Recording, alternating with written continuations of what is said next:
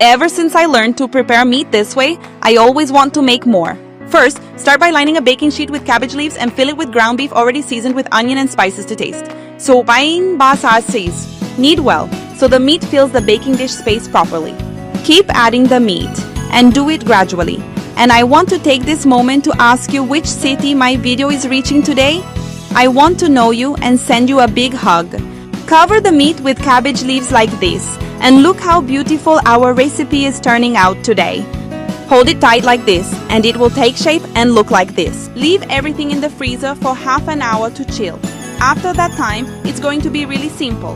The recipe will be perfect for cutting. Let me know if you like easy and delicious recipes like this one.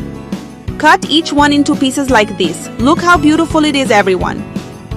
Ever since I learned to prepare the meat this way, everyone asks me for the recipe. Now, just come with them nice and beautiful and coat. To coat, I made a mixture with eggs, flour, and a little bit of milk. I mixed until it turned into a delicious paste. And tell me how you usually prepare meat and cabbage at home. Mix all that very well for a few minutes, then add it to hot oil for frying. Fry until it's golden brown on both sides. It's as simple as that. Just fry, brown, and serve. With just a few ingredients, many people will easily prepare this dish.